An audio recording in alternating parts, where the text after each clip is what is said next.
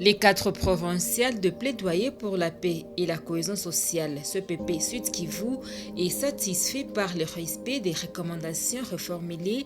par la recherche sur l'impact du Covid-19 dans la province.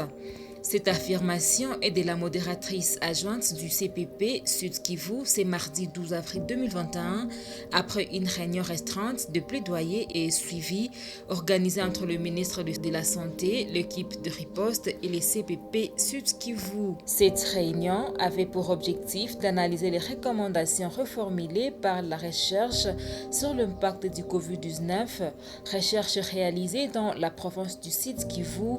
entre juillet et octobre 2020 et de faire un nouveau plaidoyer sur les aspects à améliorer dans le mécanisme de riposte. La conseillère du ministre provincial en matière sanitaire présente à cette réunion a annoncé que son ministère entrevoit ériger une centrale régionale de médicaments essentiels et génériques pour lutter contre la circulation de médicaments de qualité douteuse dans le cadre de la lutte contre le coronavirus. Mais également comme autre avancée, nous savons que bientôt la province du Sud Kivu le gouvernement provincial a fait de la lutte contre la circulation de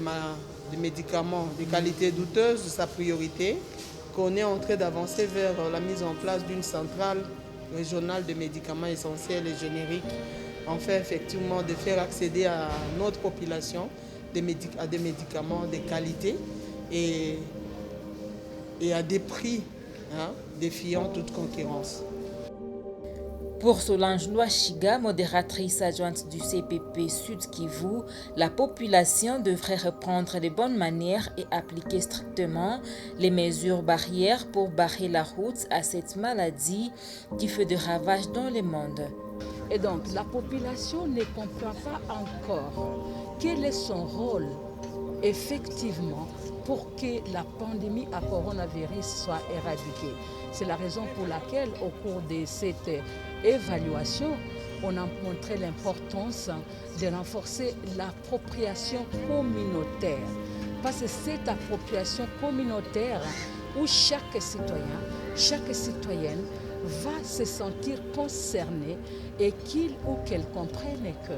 si je ne me protège pas, je ne vais pas protéger non plus ma famille ou mes collègues de service. Et donc moi je pense que vraiment cette approche communautaire,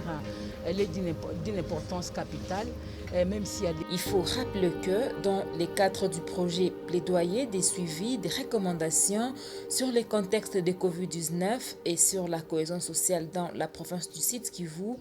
appuyé financièrement par l'USAID, qui CPP Sud Kivu a réalisé la recherche sur l'impact du Covid-19 sur la vie quotidienne des populations en cette période de la pandémie à Covid-19. Après la présentation des résultats de recherche, les recommandations ont été reformulées par les CPP à l'endroit des parties prenantes pour mettre fin à cette maladie dangereuse. Notons que cette réunion restreinte a eu lieu à l'hôtel Elisabeth, en commune du Banda, dans la ville de Bukavu, chef-lieu de la province.